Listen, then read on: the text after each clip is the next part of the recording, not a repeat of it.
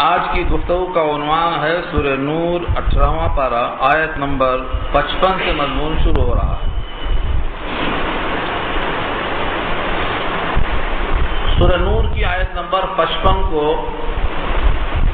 خلافت کے بارے میں بڑی اہمیت حاصل ہے۔ مختصر سی آیت میں کئی مضامین آئے ہیں۔ وعد اللہ سے یہ ظاہر ہے کہ اللہ نے وعدہ کیا ہے، تو وعدہ کس کے لیے اور کس چیز کا وعدہ ہے، اور وہ وعدے کی تکمیل کن شرطوں کے ساتھ ہوگی اور کب تک رہے گی، اتنی باتیں اس ایک آیت میں آ رہی ہیں۔ گزشتہ آیت کا یہ مضمون تھا کہ اگر تم رسول اللہ کی اطاعت کر لو گے تو ہدایت پا جاؤ گے، وَإِن تُطِيعُوهُ تَهْتَدُوا، یہ بات مکمل ہوئی تھی۔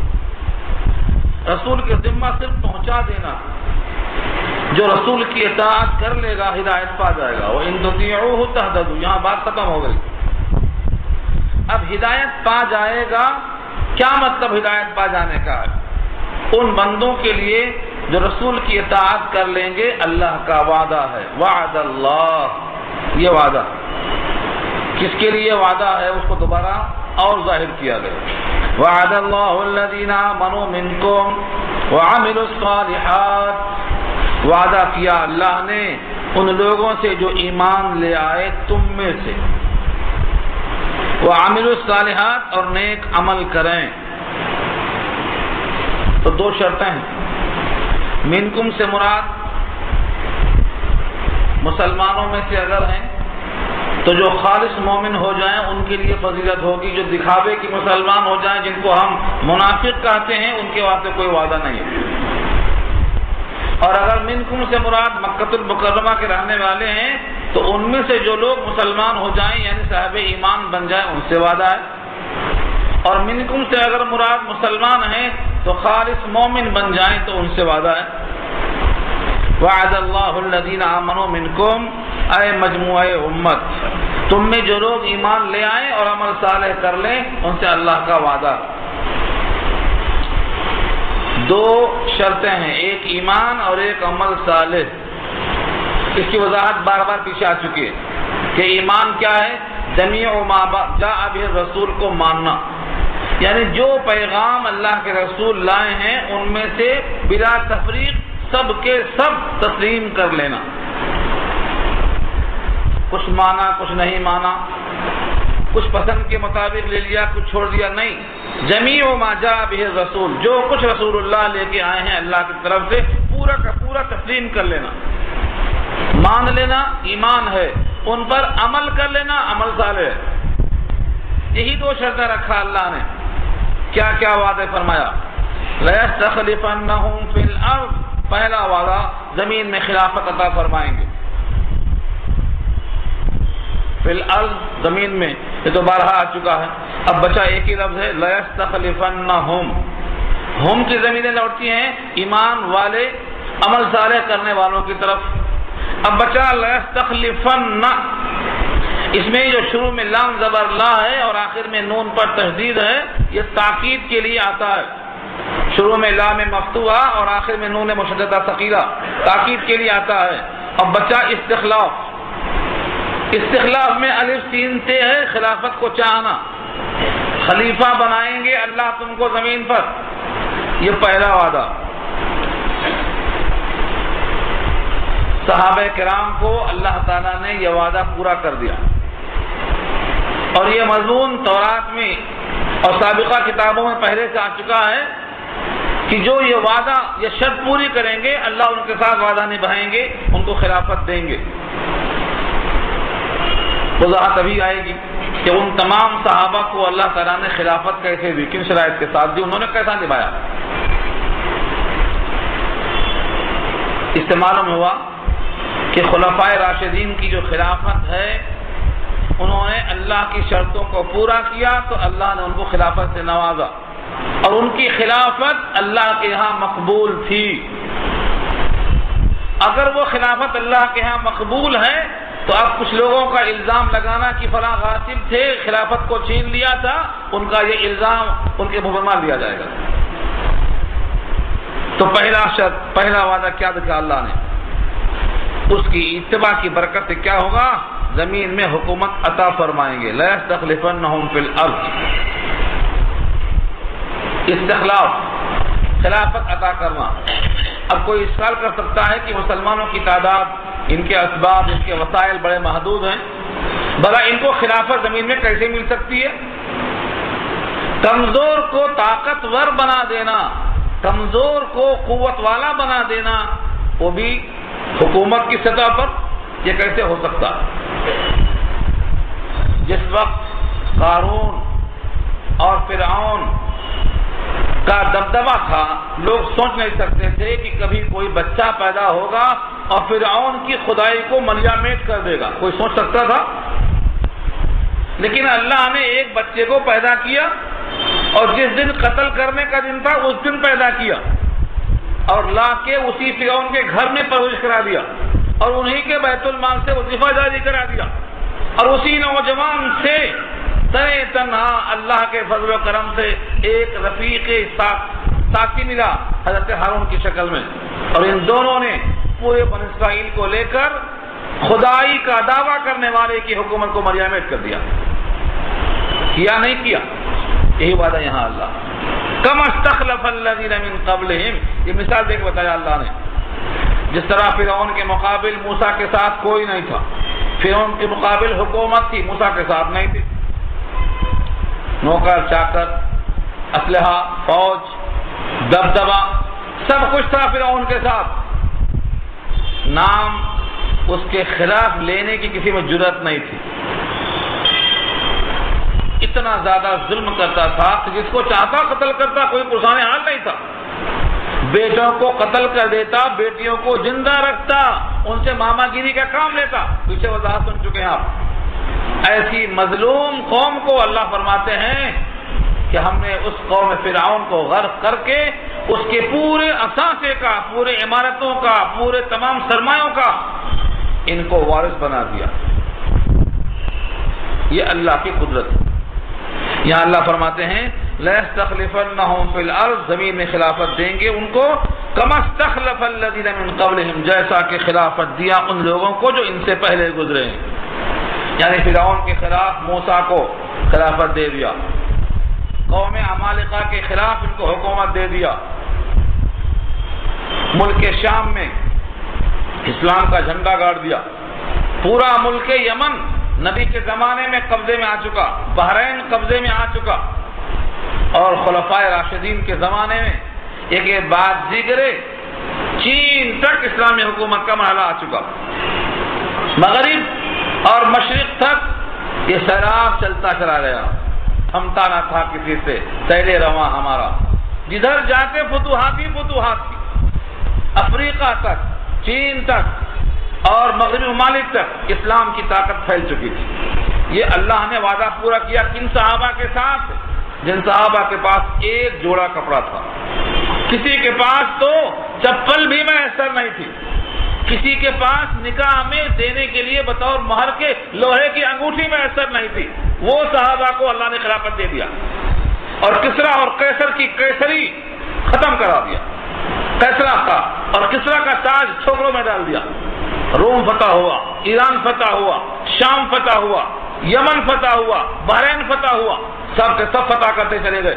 یہ کمزور نہتھے عرب کے بدو بغیر پڑھے لکھے ہوئے، ان تمام کو اللہ نے اپنا وعدہ پورا کیا جو وعدہ یہاں کیا تھا اللہ نے.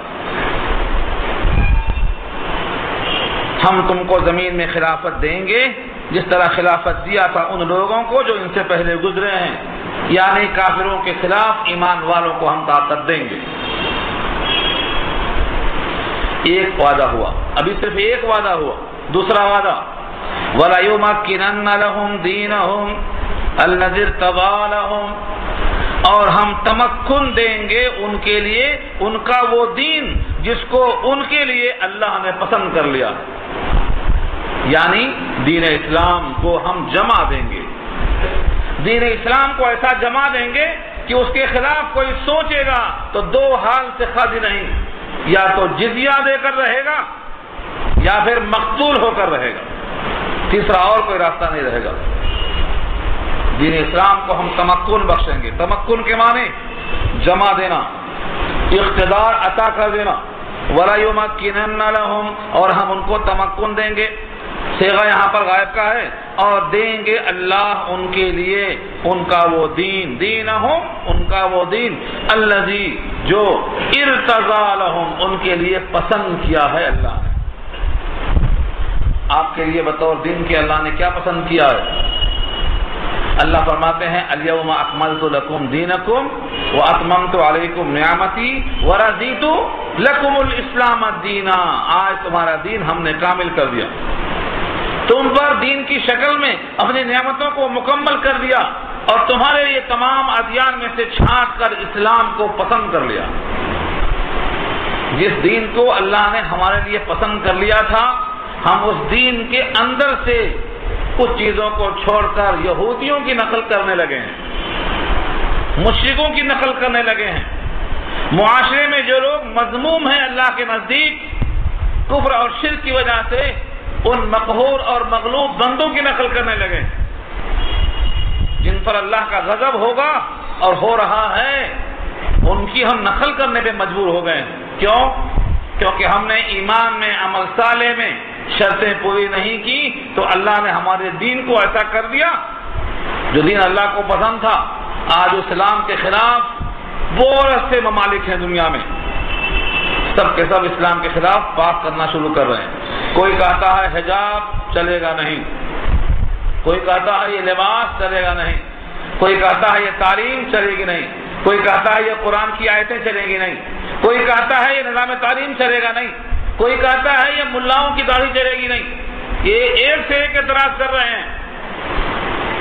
یہ اعتراض کرنے والے سانس لینے کے لائق نہیں رہ گئے تھے عمر فاروق کے زمانے میں، عثمان غنی کے زمانے میں. کیا ہو گیا؟ یہ جب شرطیں ہم پوری کریں گے ایمان کی، عمل صالح کی، تو وہ خلافت اللہ لوٹائیں گے. تو دوسرا وعدہ یہ ہے کہ تمہارے دین اسلام کو ہم تمکن ایسا دیں گے کہ کوئی اس کے خلاف دم نہیں مارے گا. جب صحابہ نے شرطوں کو پورا کیا تھا تو اللہ نے ان کے دین کو جمع دیا تھا. سارے عالم میں اسلام کے خلاف کوئی اگر سوچتا تو اس کو جزیہ دینا پڑتا، یا پھر دو ہاتھ آ کر مقابلہ کرنا پڑتا، اس کے سوا اور کوئی چارہ کار نہیں تھا. یہ دوسری شرطیں ہو گئیں. تیسری شرط کیا ہے؟ وَلَا يُبَدِّلَنَّهُم مِّن بَعْدِ خَوْفِهِمْ أَمْنًا. خوف اور امن دونوں اپوزٹس ہیں. جو خوف تھا اس کو ہم نے امن سے بدل دیا. وَلَا يُبَدِّلَنَّهُم، اور ہم ان کے لیے تبدیل کریں گے. اللہ تبدیل کریں گے ان کے لیے. کیا؟ مِن بَعْدِ خَوْفِهِمْ، ان کے خوف کے بعد، امناً، امن سے. صحابہ کرام نے پوچھا نبی صلی اللہ علیہ وسلم سے، مکے میں 13 سال رہے، ہمیشہ خوف رہا. ہجرت کر کے مدینے میں آئے، یہاں بھی ہمیشہ خوف رہا. غزوہ بدر ہوئی، وحد ہوئی، حنین تک چلے گئے لڑتے ہوئے. ہمیشہ ہم امن کے بجائے خوف میں رہے، ہتھیار لگائے رہتے تھے. کیا ایسا کوئی زمانہ آئے گا کہ ہم ہتھیار اتار کر بے خوف ہو سکیں گے؟ فرمایا نبی صلی اللہ علیہ وسلم نے، اللہ بہت جلد وہ دن لائیں گے، بہت جلد وہ دن لائیں گے کہ ایک عورت تنے تنہا ریگستان کا سفر کرے گی اور اس کو سوائے اللہ کے کسی اور کا ڈر نہیں باقی رہے گا. وہ دن آیا، سفر کرایا. صحابہ کرام کی ان تمام شرطوں کو اللہ نے پورا کر دیا. تو تیسری شرط کیا ہے؟ ہم تبدیل کریں گے ان کے لیے ان کے خوف کے بعد امن. 3 شرطیں یاد رکھ لو. ایمان، عمل صالح پر یہ وعدہ ہے. پہلا وعدہ کیا ہے؟ زمین میں خلافت. دوسرا وعدہ جو دین اللہ نے پسند کیا ہے تمہارے واسطے، دین اسلام، اس کا تمکن یعنی اس کا اقتدار میں رہنا، قانون الہی نافذ کرنا مراد ہے. اور تیسرا وعدہ ہے جتنے خوف ہیں، خوف کے بدلے امن حاصل ہو جانا. 3 شرط. نبی صلی اللہ علیہ وسلم کے بعد ابو بکر صدیق کا زمانہ آیا، انہوں نے اپنے خلافت میں ان شرطوں کو پورا کیا. امن ہی امن. اس کے بعد عمر فاروق کا زمانہ کیسے آیا؟ اللہ نے ابو بکر صدیق کے دل میں ڈال دیا کہ عمر کو بناؤ خلیفہ. انہوں نے اپنے سامنے نامزد کر دیا. انہوں نے اس شان سے چلایا خلافت کے نظام کو کہ انبیاء کے بعد اس آسمان کے نیچے کوئی حکومت آج تک ایسی نہ ہوئی ہے، نہ آئندہ ہو سکے گی۔ یہ نظام سنبھالا عمر فاروق نے، 10 سال کی خلافت کا زمانہ گزارا، اور اتنے شان کے ساتھ کہ اپنا ہاتھ رکھ کر درخت کے نیچے سو جاتے، کسی کا خوف نہیں ہوتا۔ دنیا کا کوئی حاکم، کوئی بادشاہ ایسا بے خوف زمین پر، سڑک کے اوپر، جھاڑ کے نیچے آج تک نہیں سو سکا ہے۔ پہرے دار، نگہبان، اسلحہ، کئی قسم کے اسلحہ جات، کیوں؟ ان کے جان کے دشمن لوگ پڑے ہوئے۔ عمر فاروق کو جب شہید کیا گیا محراب میں تو پہلا سوال کیا تھا؟ میرا مارنے والا کون ہے، مسلمان ہے یا غیر؟ جب کہا گیا یہودی غلام مارنے والا ہے تو کہا الحمدللہ میرا کوئی دشمن ایمان والا نہیں ہے۔ یہ ہے ہمارے خلیفہ۔ اس کے بعد دور آیا عثمان کا، عثمان غنی کا زمانہ آیا، لوگوں نے ان کو شہید کر دیا، 3 دن پیاسا رکھ کر شہید کیا۔ وہ کنواں جو انہی کا خریدا ہوا تھا اسلام والوں کے لیے، 36,000 درہم میں انہوں نے خرید کر مسلمانوں کے لیے وقف کر دیا تھا، اسی کنویں کا پانی لوگوں نے بند کر دیا 3 دن تک۔ پیاسے 3 دن رہ کر گلا کٹوا دیا حق پر، شہادت کس کو کرتے ہیں؟ لیکن لوگوں کو یاد نہیں آتا۔ عبداللہ بن سلام اس وقت تک اسلام میں آ چکے تھے، جو یہودیوں کے بڑے عالم تھے۔ انہوں نے تورات کے حوالے سے بات کیا اور کہا سنو لوگوں، جب سے نبی مدینہ میں ظاہر ہوئے، مدینہ کے اطراف فرشتوں کا پہرا ہے اور آج تک پہرا باقی ہے، لیکن اگر مدینے میں خونریزی ہوئی اور خلیفہ کا قتل ہوا تو فرشتے واپس چلے جائیں گے، دوبارہ پھر کبھی نہیں آئیں گے۔ اور جو لوگ عثمان غنی کو شہید کریں گے ان کا ہاتھ کٹا ہوا اللہ کے پاس پیش کیے جائیں گے، ان کا ہاتھ نہیں ہوگا۔ اور سنو، جب کسی مقام پر نبی قتل کیے جاتے ہیں تو 70,000 لوگ مارے جاتے ہیں اس کے بدلے میں، اور جب کسی خلیفہ برحق کا خون کیا جاتا ہے تو 35,000 مارے جاتے ہیں۔ یہ عبداللہ بن سلام کی تحریر کا اقتباس نقل کیا ہے، مگر لوگوں نے ایک نہ سنی، ان کو شہید کر دیا۔ اس کے بعد یہ سیلاب آپس کی خانہ جنگی میں تبدیل ہو گیا اور 35,000 مسلمان مارے گئے آپس کے ہاتھوں سے۔ شرطیں پوری نہیں کیا، لوگوں نے اس کے اندر بغاوتیں کر دی، خلیفے کو قتل کر دیا، امن جا کر بدامنی آ گئی، اور اسی سازش کا سلسلہ آگے بڑھتا گیا۔ حضرت علی سے کچھ لوگ تائید میں، کچھ مخالفت میں، کچھ رافضی بنے، کچھ خارجی بنے، اسی سلسلے کو آگے بڑھایا، میدان کربلا کا آزار بنا، وہاں امام حسین کی شہادت پیش آئی۔ یہ سب اسی کی کڑیاں۔ تو جب تک ایمان والوں نے شرطوں کو پورا کیا اللہ نے بے نظیر نظام قائم کر دیا، لیکن جب تک یہ لوگ ایمان عمل صالح کی شرطوں کو قائم نہیں کریں گے یہ 3 چیزیں حاصل نہیں ہو سکیں گی۔ یہ اللہ کا وعدہ، اللہ کا وعدہ ہے۔ یہ جب بندہ ایمان عمل صالح اختیار کرے گا، عمل صالح کیا ہے؟ صرف نماز ہے، صرف روزہ ہے؟ نہیں، امیر کے بغیر حیات گزارنا یہ نفاق پر مرنے کے برابر ہے۔ ہمارا امیر ہونا چاہیے۔ اسلام کا وہ کام جو اجتماعی ہے وہ کیسے پورا ہوگا؟ اسلام کے فیصلے، نظام قضاءت، آج سینکڑوں ہزاروں عورتیں بغیر قاضی کے یہاں وہاں پھرتی ہیں، کوئی پرسان حال نہیں ہے، پھرتے ہیں امیر خوار، کوئی پوچھتا نہیں، کہاں جائیں؟ نظام قضاءت ہوتا، کوئی خلیفہ ہوتا تو یہ نوبت نہیں آتی۔ تو جب تک مسلمان اجتماعی زندگی کے واسطے اپنے قدم آگے نہیں بڑھائے گا یہ کبھی بھی حاصل نہیں ہو سکتا ہے۔ یہ سورہ نور کی آیت نمبر 55 کا پیغام ہے۔ اللہ فرماتے ہیں جب خلافت مل جائے، زمین میں خلافت مل جائے، اسلام کو اقتدار مل جائے اور امن حاصل ہو جائے تو پھر میری ہی بندگی کرنا، میرے غیر کی بندگی نہ کرنا۔ یعبدوننی لا یشرکون بی شیئا، میری ہی عبادت کریں گے وہ لوگ اور میرے ساتھ کسی کو شریک نہ کریں۔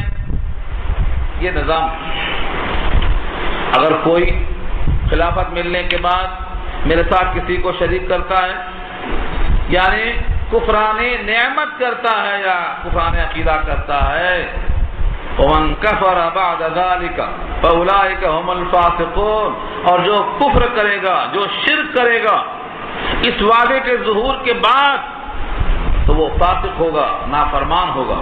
اصل میں کفرہ کے دو معنی ہیں، یاد رکھ لو۔ ایک کفرہ کفران نعمت سے بنا ہے، ناشکری کے معنی میں آتا ہے۔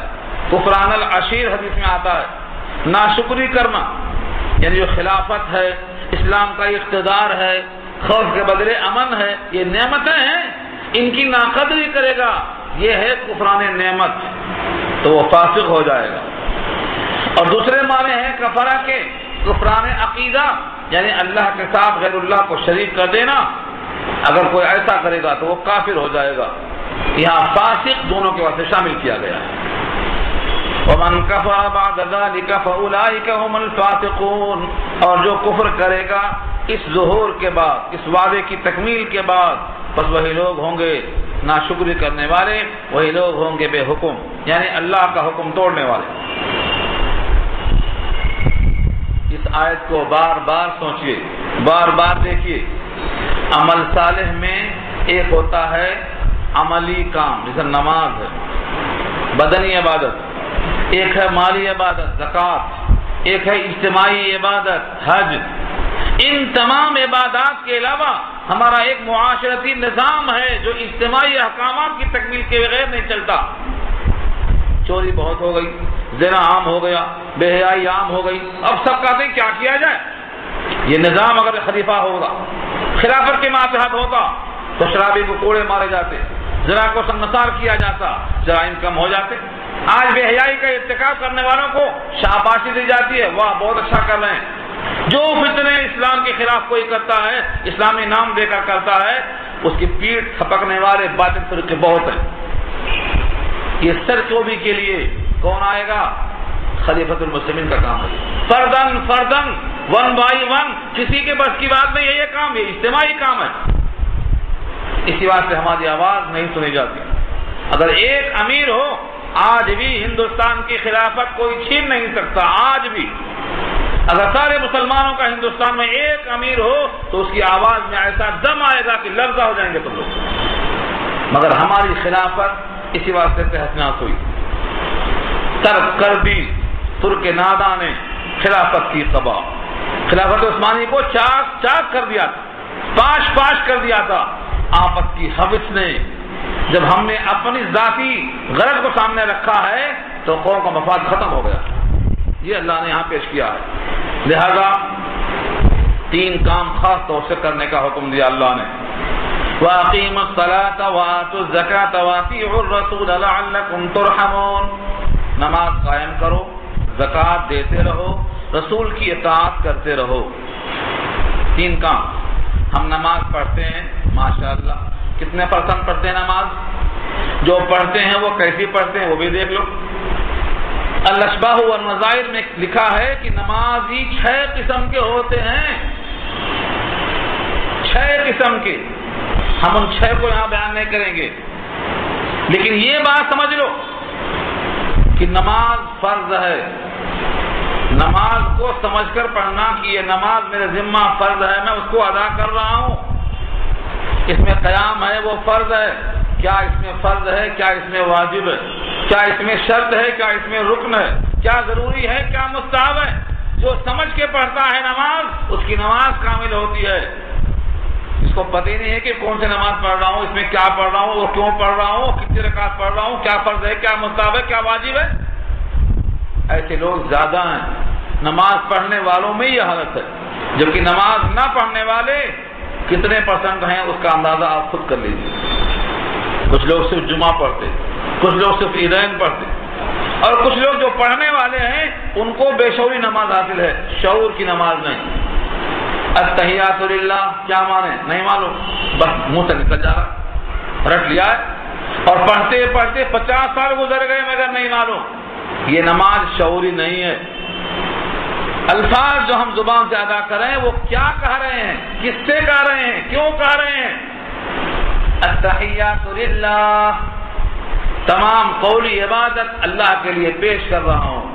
یہ حضور نے کہا تھا معراج میں، ہم اس کی نقل کر رہے ہیں مگر سمجھے بغیر نقل کر رہے ہیں۔ اس لیے وہ لذت نہیں آتی، نماز میں دل نہیں لگتا، جلدی سے بھاگنے کی فکر ہوتی ہے، کیوں؟ لذت ہی نہیں آتی۔ جو نماز رسول اللہ کی آنکھوں کی ٹھنڈک تھی، آج ہمارے دل میں بیزارگی پیدا کر رہی ہے۔ کہاں سے کہاں پہنچ گئی ہماری حالت۔ تو یہاں اللہ کا حکم ہے نماز قائم کرو، وآتوا الزکات، اور زکات دیا کرو، زکات دیتے رہو، وأطیعوا الرسول، اور رسول کی اطاعت کرو۔ کس معاملے میں اطاعت کرو؟ جس میں نفس کہے کہ ہاں اطاعت کر لو وہی کیا کرو، بقیہ جہاں کہے مخالفت کرو وہاں مخالفت کر لیا کرو۔ یہ تو نہیں حکم دیا اللہ نے۔ آج ہمارے پاس مسلمانوں کا کوئی معاشرہ نہیں ملا جو رسول اللہ کی قدم بقدم ہر معاملے میں اطاعت کرتا ہو۔ اگر جنازے میں اطاعت کر لیا تو شادی میں گول، شادی میں کر لیا تو جنازے میں گول، نماز میں کر لیا تو زکات میں گول، زکات دے دیا تو حج میں گول۔ یعنی کہ پورے رسول کی اطاعت کرنے کا جذبہ ہی نہیں ہے، حالانکہ رسول کی اطاعت کے بغیر ایمان کامل نہیں ہو سکتا۔ اللہ کو وہ بندہ پسند نہیں آ سکتا جب تک رسول اللہ کی کامل اتباع نہ کر لے۔ جھوٹے دعوائے عشق سے کام نہیں چلے گا۔ ابھی گزری آیت وَإِن تُطِيعُوهُ تَهْتَدُوا، جو ان کی اطاعت کرے گا وہ ہدایت پائے گا۔ آیت نمبر 54 میں بات آ چکی ہے۔ تو اطاعت کسی ایک کام میں نہیں بلکہ تمام کاموں میں، نفس کے خلاف ہو یا نفس کی مطابقت میں ہو، اپنا گھاٹا ہو یا اپنا فائدہ ہو، اپنا دل لگتا ہو یا دل نہ لگتا ہو، رسول اللہ کی اطاعت کرنا وہ اللہ کو پسند ہے، نمونہ کامل ہے۔ آپ کی ذات اسوہ حسنہ ہے، آپ نے جیسا حیات گزارا ویسا ہی حیات ہمیں گزارنا ہے۔ آپ نے سچ سچ ہمیشہ بات کیا ہے، ہمیں بھی سچ سچ ہمیشہ بات کرنا ہے۔ رسول اللہ نے قرآن کریم کو سمجھ کر پڑھا ہے، ہم کو بھی سمجھ کے پڑھنا ہے۔ نہیں بھائی اس سے تو پیسہ نہیں ملتا ہے، اس کو چھوڑ دو، رکھ دو طاق پر، ایسا نہیں ہے۔ بالائے طاق نہیں رکھنا ہے، کوشش کرنا ہے۔ ہم پہلے سے شکست کھا گئے، ہم سے نہیں ہو سکتا، ہمارے بس کی بات نہیں ہے۔ تو رسول کی اطاعت کسی ایک کام میں نہیں۔ کچھ لوگ رسول کی اطاعت کرتے ہیں تو خالی مسواک کی حد تک، لنگی کی حد تک، داڑھی کی حد تک، شملہ باندھنے کی حد تک۔ میں یہ نہیں کہتا ہوں کہ یہ مت کرو، چلو غنیمت ہے، کم سے کم کچھ تو کیا۔ لیکن جو رسول اللہ کی اصل نقل ہے وہ قرآن کریم کو سمجھ کر پڑھنا اور لوگوں تک پہنچانا، یہ اصل سنت ہے۔ اور یہ حضور کا وہ معجزہ ہے جو قیامت تک کے واسطے ہے، قرآن کو سمجھ کر پڑھنا، لوگوں تک پہنچانا۔ اسی سے متحد ہوں گے لوگ، اسی سے ذہن ایک بنے گا، اسی سے لوگ اللہ کی طرف مائل ہوں گے، اسی سے اختلاف ختم ہوگا۔ ذاتی تمام خوبیاں جتنی بھی ہیں اجتماعی خوبی کے بغیر سب بے اثر ہے۔ فرمایا وَأَطِيعُوا الرَّسُولَ، رسول کی اطاعت کیا کرو، لعلکم ترحمون، تاکہ تم پر رحم کیا جائے۔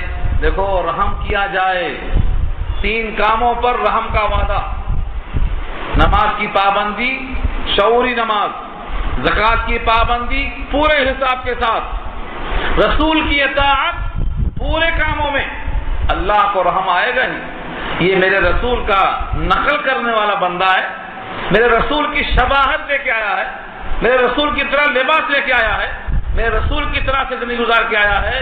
جو محبوب کے جیسا ہو اس پر پیار آ ہی جاتا ہے۔ ہمارے ایک دوست کہا کرتے ہیں جب تمہاری شکل دیکھتا ہوں تو میرے شیخ یاد آتے ہیں، کیونکہ تمہاری شکل میرے شیخ کی طرح ہے۔ دیکھا آپ نے، ذرا سا مشابہت ہے شکل میں تو مجھ سے ان کو پیار ہو گیا، کیوں؟ شیخ کے مشابہ ہے یہ۔ جو بندہ رسول اللہ کے مشابہ ہوگا چونکہ وہ اللہ کے حبیب ہیں، اللہ کو پیار آ ہی جائے گا۔ سوچو تو صحیح، کس کی مخالفت کر رہے ہو اور کس کے لیے؟ اپنے عیش کے لیے، اپنی خواہشوں کے لیے یہودیوں کی نقل کر رہے ہو۔ قرآن کریم کی آیت ہے، آسمان کے نیچے جتنے بت ہیں جن کی پوجا کی گئی ان میں سب سے زیادہ اللہ کو مبغوض وہ بت ہے جس کو لوگ نفس کہتے ہیں۔ نفس کی پوجا اور نفس کی عبادت اور نفس کو معبود بنا لینا یہ اللہ کو سب سے زیادہ معصوم ہے۔ سورہ جاثیہ آیت نمبر 23 کے الفاظ ہیں، 25واں پارہ۔ افرأیت من اتخذ الہہ ہواہ، آپ نے دیکھا اس شخص کو جس نے اپنا معبود اپنے خواہش کو بنا لیا، جو خواہش میں آتا وہ کرتا، یہاں تک کہ اللہ کا حکم بھی تقسیم ہے، خواہش کے مطابق ہے تو کرے گا نہیں تو نہیں، رسول اللہ کا بھی حکم تقسیم ہے، خواہش کے تابع ہے تو کرے گا نہیں تو نہیں، اللہ کا حکم، رسول اللہ کا حکم، قرآن کا حکم تابع ہے خواہش کی تو کرے گا۔ فرمایا کہ یہ بت تمام بتوں سے زیادہ خطرناک ہے۔ کوئی بت کی پوجا کرتا ہے تو کہتے ہیں یہ مشرک ہو گیا، سورج کی پوجا کرتا ہے تو مشرک ہو گیا، لیکن جو نفس کی پوجا کرتا ہے یہ بھی عبد النفس کہا ہے حدیثوں میں اللہ کے رسول نے اس کو، یہاں اشارہ اسی کی طرف ہے کہ تم رسول کی اطاعت کرو تمام احکامات میں تاکہ تم پر رحم کیا جائے، تم اللہ کے سامنے قابل رحم بن جاؤ۔ لا تحسبن الذين كفروا معجزين في الارض ومأواهم النار ولبئس المصير۔ تسلی ہے مسلمانوں کے لیے، لا تحسبن الذين كفروا، کافروں کے بارے میں گمان مت کرو، لا تحسبن مت گمان کرو، الذين كفروا جنہوں نے کفر کیا ہے ان کے بارے میں، کیا معجزین فی الارض کہ وہ زمین میں ہم کو عاجز کر دینے والے ہیں، بھاگ کے یہاں سے وہاں چلے جائیں گے، ہماری گرفت میں نہیں آئیں گے، ہم سے چھوٹ کے بچ کے نکل جائیں گے۔ وَمَأْوَاهُمُ النَّارُ، ان کا ٹھکانہ دوزخ ہے، وَلَبِئْسَ الْمَصِيرُ، اور وہ ٹھکانہ بہت برا ہے، دوزخ کا جو ٹھکانہ ہے وہ بہت برا ہے۔ کوئی کافر اللہ سے بچ کر کہیں نہیں جا سکتا، اس کا ایک ہی راستہ ہے کہ وہ اللہ کے پاس جائے گا اور جہنم میں داخل کیا جائے گا، زمین اور آسمان میں کوئی اور راستہ نہیں ہے کہ بچ کر نکل جائے۔ اللہ نے چیلنج کیا ہے، یا معشر الجن والانس ان استطعتم ان تنفذوا من اقطار السماوات والارض فانفذوا لا تنفذوا،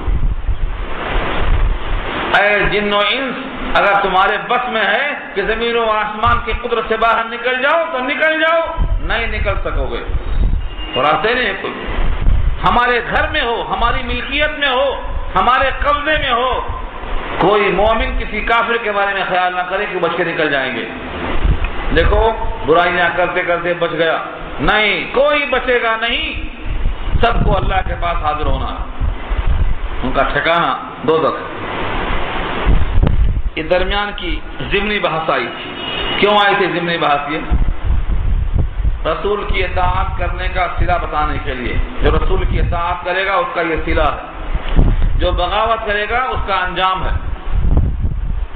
اب درمیان میں جو بات آئی تھی عفت اور عصمت اور پاک دامنی کے مسائل چل رہے تھے، گھر میں جاؤ تو پوچھ کے جاؤ، دستک دے کے جاؤ، اجازت لے کے جاؤ، سلام کر کے جاؤ، یہ پوری باتیں پیچھے آ چکی ہیں، اب اس کا ایک جز یہاں سے اور باقی رہ گیا تھا۔ ایک بڑا گھر ہے جس میں کئی لوگ رہتے ہیں، ان کا کمرہ الگ ہے، اس کمرے میں جانے کے لیے بھی پوچھنا پڑے گا یا نہیں پوچھنا پڑے گا؟ ہمارا معاشرہ آج ماشاءاللہ مہذب ہے، دروازے ہیں، اس زمانے میں دروازے دستیاب نہیں تھے، پردے ہوتے تھے مشکل سے، اب پردے میں کیا رکاوٹ ہے؟ تو لوگ اگر آ جائیں تو ان کے تنہائیوں میں خلوت میں خلل واقع ہوتا تھا، تو یہ حکم نازل ہوا اگلی آیتوں میں کہ آپس میں بھی 3 اوقات ایسے ہیں کہ پوچھے بغیر ان کے کمروں میں جانا منع ہے، اور کس کے لیے منع ہے؟ یہ طویل فہرست آ رہی ہے، دیکھیے لفظوں کو، یا ایھا الذین آمنوا، اے وہ لوگ جو ایمان لائے ہو، لیستأذنکم، چاہیے کہ اجازت طلب کریں وہ تم سے، الذین ملکت ایمانکم، وہ لوگ جن کے تمہارے ہاتھ مالک ہیں، جن کی ملکیت تمہارے ہاتھوں میں ہے، ویسے لوگ تم سے پوچھ کے جائیں۔ اب اگر عورت مالکہ ہے اور غلام اس کا نوکر ہے، مرد ہے، تو وہ بھی محرم کے حکم میں نہیں ہے، وہ بھی اجنبیہ کے حکم میں ہے، اس سے پردہ کرنا ضروری ہے۔ آج ہمارے پاس کیا کرتے ہیں لوگ، کہتے ہیں کہ تو میرا نوکر ہے مگر مرد تو ہے۔ عورت اگر مالکہ ہے اور وہ نوکر ہے تو بھی وہ اجنبی ہے، اس کے سامنے آنا غلط ہے، ناجائز ہے، جائز نہیں ہے، تو اس کو چاہیے کہ پوچھ کے آئے. اور اگر باندھی ہے اور اس کا مالک شوہر ہے یعنی مرد ہے تو وہاں بھی اس کے قواعد بتائے گئے ہیں کہ جو حصہ کھلا رہے گا اس کے علاوہ حصہ نہ دکھائے، چھپا کے آئے. والذین لم یبلغوا الحلم منکم ثلاث مرات، اور وہ لوگ جو ابھی بلوغ تک نہیں پہنچے، لم یبلغوا بالغ نہیں ہوئے، الحلم کے معنی بلوغ کی عمر کو نہیں پہنچے. اصل میں بلغ یبلغ کے معنی پہنچنا، کہاں نہیں پہنچے؟ حلم تک نہیں پہنچے. اور حلم کیا ہے؟ بلوغ کی مدت، یعنی ابھی بالغ نہیں ہوئے لیکن قریب البلوغ ضرور ہیں، مراہق ہیں، یعنی قریب قریب مسائل کو سمجھنے لگے ہیں. ان تمام کے واسطے کیا حکم ہے؟ ثلاث مرات، 3 موقع ایسے ہیں کہ بغیر پوچھے اندر نہ آئے. کون سا 3 موقع ہے؟ نمبر 1 من قبل صلاۃ الفجر، فجر کی نماز سے پہلے. من قبل صلاۃ الفجر، فجر کی نماز سے پہلے کمرے میں آنا ہے تو غلام بھی پوچھ کے آئے، اور جو مراہق بچہ ہے وہ بھی پوچھ کے آئے. کیوں؟ علت آگے آ رہی ہے. نمبر 2 وحین تدعون ثیابکم من الظہیرہ، اور جس وقت کے تم اتار دیتے ہو اپنے کپڑے ٹھیک دوپہر میں قیلولہ کرنے کے لیے. لوگ کہتے ہیں قیلولہ ثابت ہی نہیں ہے، یہ آیت موجود ہے. تم جس وقت سونے اور لیٹنے کے لیے ٹھیک دوپہر میں اپنے کپڑے اتار دیتے ہو، یہ کیوں اتارتے ہیں کپڑے؟ آرام کرنے کے لیے. دوپہر کا قیلولہ سنت ہے، بخاری میں باقاعدہ بیان ہے. اور جو دن میں سونے کا یہ انتظام کرے گا، زیادہ نہیں، جتنا دیر بلی آنکھ بند کر کے کھول دیتی ہے اتنا بھی موقع مل جائے تو غنیمت ہے. لکھا ہے قیلولہ کرنے والے کا دل اتنا عمدہ رہے گا کہ ہارٹ اٹیک انشاءاللہ نہیں ہوگا.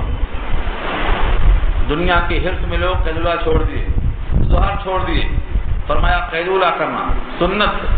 سفر میں بھی آپ نے درخت کے نیچے قیلولہ کیا ہے. تبھی قصہ پیش آیا تھا، دیہاتی نے آیا، تلوار آپ کی کھینچ لیا. کہا تم کو بتائے گا کون؟ وہ کب پیش آیا تھا؟ ٹھیک دوپہر میں حضور آرام کر رہے تھے اور آپ کی تلوار لے کے کھڑا ہو گیا. تو قیلولہ کرنے کی بہت ساری روایتیں ہیں، چاہے 2 منٹ سے ہی 1 منٹ سے ہی سنت کی نیت سے آرام کر لینا، دل کے امراض سے کافی تقویت ملے گی. اور تیسرا وقت کیا ہے؟ وَمِن بَعْدِ صَلَاةِ الْعِشَاءِ، اور نماز عشاء کے بعد. نماز عشاء کے بعد ہمارے پاس تو نماز عشاء کے بعد کپڑا نکال کے سوتے نہیں، نیا کپڑا پہن کے جاتے. کیوں؟ مجبوری کھانے کی، لذت طعام مجبور کرتی ہے. کپڑا نکال کے عشاء کے بعد سونے کا چانس ہی نہیں ہے. نہا وہا کے عشاء پڑھ کے کپڑا اچھا پہن کے جانا ہے، اور کب آنا ہے؟ تہجد میں آنا ہے. تو تہجد پڑھے بغیر سو جانا ہے، تہجد بھی گئی، فجر بھی گئی. یہ ہمارا اطاعت رسول نہیں ہے، بغاوت رسول ہے. کوشش کرنا، دنیا کے خوش اور دنیا کے غم کا ہمیں اتنا خیال ہے، نہیں جائیں گے سب خفا ہو جائیں گے، نہیں جائیں گے وہ روٹ جائیں گے. ارے ان سے کہو تمہیں جب اللہ کے رسول کا پاس و لحاظ نہیں ہے تو ہمیں ہمارا پاس لحاظ نہیں رہے گا. جو اللہ کا نہیں، رسول اللہ کا نہیں، وہ ہمارا نہیں ہو سکتا. جب تک یہ جذبہ نہیں آئے گا معاشرے کی اصلاح نہیں ہوگی. جب تک ہم لوگوں سے دبتے رہیں گے لوگ ہمیں دباتے ہی رہیں گے. ہنسے جانے سے جب تک ہم ڈریں گے زمانہ ہم پہ ہنستا ہی رہے گا. لوگوں کے ہنسنے کی رونے کی پرواہ کرنا چھوڑ دو. یہ حکم دیا تو 3 وقت بتایا گیا. کیوں؟ اللہ فرماتے ہیں ثلاث عورات لکم، یہ 3 اوقات تمہارے لیے ستر کے کھولنے کے ہیں، زائد کپڑوں کے اتارنے کے ہیں. فجر سے پہلے ظاہر ہے سویا ہوا ہے، ٹھیک دوپہر میں کپڑے اتار دیا قیلولہ کرنے کے لیے، اور عشاء کے بعد سونے کا پلان ڈال لیا ہے. تو یہ 3 اوقات ستر کے کھلنے کے امکان ہیں، پوچھے بغیر نہیں آنا. ہاں ان کے علاوہ لیس علیکم ولا علیہم جناح بعدہن کے معنی ان کے بعد، یعنی ان 3 اوقات کے بعد تم پر کوئی حرج نہیں، ان پر کوئی حرج نہیں. ان کے آنے میں حرج نہیں اور تمہارے ان کو آنے دینے میں کوئی حرج نہیں، کوئی حرج نہیں ہے 3 اوقات کے علاوہ. لیس علیکم نہیں ہے تم پر کوئی الزام، ولا علیہم اور نہ ان پر، جناح کوئی حرج کوئی گناہ، بعدہن ان کے بعد۔ علت کیا ہے حرج نہ ہونے کی؟ طوافون علیکم بعضکم علی بعض، طواف مبالغہ ہے، طواف سے بنا ہے۔ طواف میں کیا ہوتا؟ چکر لگا رہے ہیں، آ رہے ہیں جا رہے ہیں، آ رہے ہیں جا رہے ہیں۔ طواف مبالغہ ہے، جیسے قول سے قوال، ایک ہی جملہ ہے گھنٹہ بھر بولتا ہے، یا نبی نبی یا نبی نبی، گھنٹہ بھر بولتا ہے تو اس کو قوال کہتے ہیں۔ تو طواف کے معنی بہت چکر لگانا، پیالے رکھ کے آیا، چائے لے کے آیا، گولی لے کے آیا، لباس لے کے آیا، آتا جاتا، آنا جانا جاری، طواف کہا۔ تمہارا چکر آپس میں بہت زیادہ ہے ایک دوسرے کے اوپر۔ طوافون علیکم بعضکم علی بعض، تم میں سے بعض کا بعض پر چکر لگانا بہت ہے، بکثرت تم آتے جاتے ہو۔ کذالک یبین اللہ لکم الآیات، اسی طرح بیان کرتے ہیں اللہ تمہارے واسطے آیتیں صاف صاف۔ قرآن جیسی کتاب میں سونے کے آداب، پوچھ کر آنے کے آداب، سونے کے اوقات، یہ تمام آداب اللہ کیوں سکھاتے ہیں؟ فرمایا واللہ علیم حکیم، اللہ علم و حکمت والے ہیں، ان کا علم محیط ہے کہ لوگ ایسا آتے ایسا جاتے کہ لوگوں کی تنہائیوں میں خلل واقع ہوتا ہے، اور حکیم ہیں، جانتے ہیں کہ اس سے لوگوں کو تکلیف ہوتی ہے اور ایذائے مسلم حرام ہے، اسی واسطے اللہ نے اس قاعدے کو پیش کیا ہے۔ اب جو بچہ چھوٹا ہو، قریب البلوغ نہ ہو، اس کا حکم بتا رہے ہیں۔ وَإِذَا بَلَغَ الْأَطْفَالُ مِنْكُمُ الْحُلُمَ، اور جب بالغ ہو جائے بچے جب بالغ ہو جائیں تم میں سے، یعنی پہنچ جائیں حد بلوغ کو، یہاں بھی الحلمہ کے معنی حد بلوغ کو پہنچ جانا، فَلْيَسْتَأْذِنُوا، تو چاہیے کہ وہ بھی اب اجازت لے کے آئیں۔ کیسے؟